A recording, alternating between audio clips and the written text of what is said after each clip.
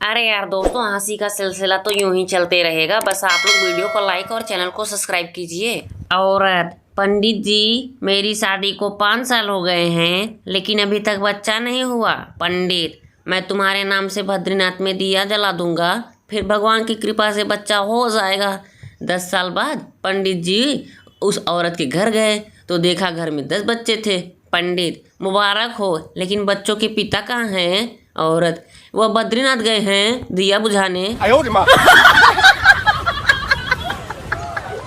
पप्पू अपने दोस्त से बात कर रहा था। मेरी पत्नी का स्वभाव बहुत खर्चीला है, हर दूसरे दिन 1000 और 2000 रुपए मांगने लग जाती है। दोस्त: आखिर इतने पैसे का वह करती क्या है? पप्पू: क्या पता, मैंने कभी दिए ही नहीं।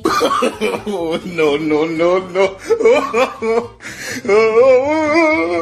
एक बूढ़ा बस की सीट पे अकेला बैठा था, तभी उसके साथ एक बुढ़िया आकर बैठ गई। बुढ़िया बोली: अंकल जी, आप कहाँ जा रहे हो? बूढ़ा कुछ नहीं बोला और चुपचाप बैठा रहा। बुढ़िया फिर बोली: अंकल जी, कहाँ जा रहे हो? अब बूढ़े से चुप नहीं रहा गया और वह बोला: बेटी, तुम बहुत सुंदर हो, जवान हो, तेरे लिए लड़का देखने जा रहा हूँ। 4 दोस्त ट्रेन के पीछे भाग रहे थे। 2 ट्रेन में चढ़ गए और 2 रह गए। लोगों ने कहा, वेल डन। दोस्त बोले: क्या खास वेल डन? चढ़ना तो उन्हें था, हम तो छोड़ने आए थे। टीचर: बीरबल कौन था? पप्पू: पता नहीं सर। टीचर: पढ़ाई पर ध्यान दो तो फिर पता चलेगा। पप्पू: सर, प्रमोद, विक्की, गौरव और हर्ष कौन है? टीचर: पता नहीं। पप्पू: अपनी बेटी पर ध्यान रखोगे तो पता चलेगा।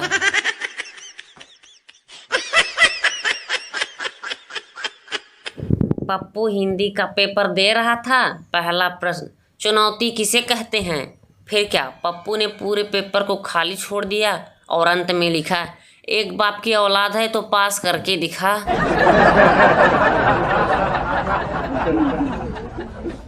डॉक्टर: तुम्हें दवाई 10 बजे लेने को बोला है, तुम 5 बजे ही क्यों ले लेते हो? मरीज: दुश्मन पर तब वार करो जब वो तैयार ना हो। डॉक्टर बेहोश। पिता: इतने कम नंबर? इसके लिए तो 2 थप्पड़ मारने चाहिए। चिंटू: ठीक बोल रहे हैं पिताजी, जल्दी चलो, मैंने तो उस मास्टर का घर भी देखा है।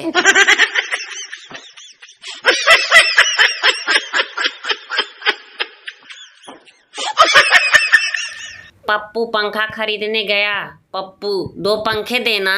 दुकानदार: कौन से दो? पप्पू: एक लेडीज दो, एक जेंट्स दो। दुकानदार: पंखों में लेडीज जेंट्स नहीं होता। पप्पू: कैसे नहीं होता? एक उषा का दे दो और एक बजाज का दे दो।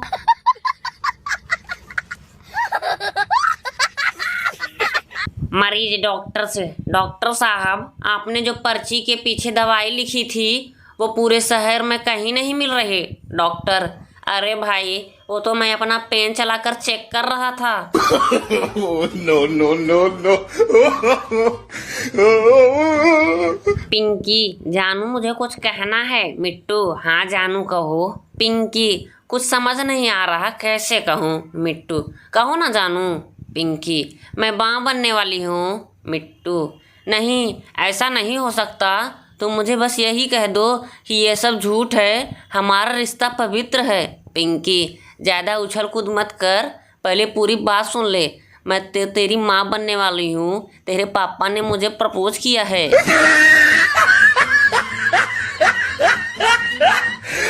मिट्टू पंडित अपनी गर्लफ्रेंड के साथ पार्क में बैठा हुआ था, तभी एक 55 साल के अंकल आए और कहने लगे, यही हमारी संस्कृति है। मिट्टू बोला: नहीं अंकल, ये तो शर्मा अंकल की पिंकी है, आपकी संस्कृति तो दूसरे पेड़ के नीचे बैठी है।